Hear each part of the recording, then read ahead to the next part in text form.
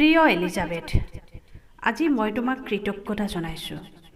যোৱা কিছুদিনৰ পৰা তোমাৰ নাম চৌদিশে চৰ্চিত। আজি তোমাৰ নাগৰিকত্বৰ ওপৰত প্ৰশ্ন। বিবাহৰ পিছত সকলো ছোৱালীয়ে ঘৰ পৰিয়াল এৰি আহে, কিন্তু তুমি মাথো ঘৰ পৰিয়ালেই নহয়, নিজৰ মাতৃভূমিকো এৰি আহিলা। ভাৰতলৈ আহি তুমি আমাৰ ভাষা সংস্কৃতি পৰম্পৰাক আঁকোৱালি ল'লা। এগৰাকী অসমীয়া বোৱাৰী হিচাপে অসমলৈ আহি তুমি আমাৰ সংস্কৃতি গ্ৰহণ কৰিলা। নাম, ভাওনা, বিহু, পূজা সকলোতেই তুমি ভাগ ল'লা। কৰ্মস্থ দিল্লীতে থাকি আমাৰ 2 সন্তানক ডাঙৰ দীঘল কৰিছা। তোমাৰ ব্ৰিটিছ পাছপোৰ্ট তোমাৰ অপৰাধ নহয়, তোমাৰ OCI কাৰ্ডো তোমাৰ কোনো নীতি বহিৰ্ভূত নহয়।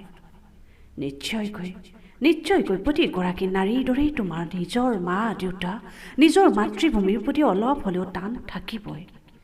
নিজৰ মা দেউতাক লগ পাবলৈ মনত হেঁপাহ থাকিবই। তুমি ৰাজনীতিৰ পৰা বহু আঁতৰত থাকা, কিন্তু আজি তোমাক ৰাজনীতিয়ে টানি আনিছে। তুমি আই নহয়, এগৰাকী মেধা সম্পন্ন প্ৰতিভাশালী নাৰী। অসমৰ ৰাইজৰ মৰম আৰু আশীৰ্বাদৰ ওপৰত বিশ্বাস ৰাখা।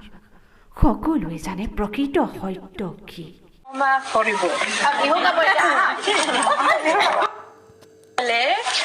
মোক ক্ষমা কৰিব।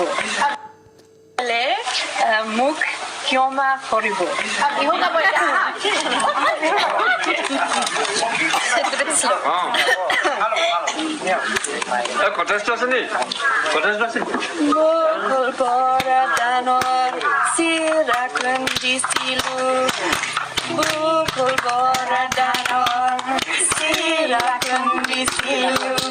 দিবলৈ নাপালো তোকে মৰে মৰম নাইটি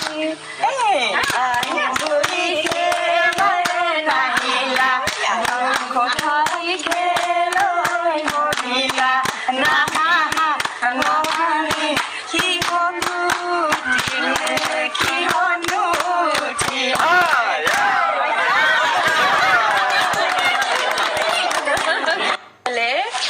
মোক ক্ষমা কৰিব।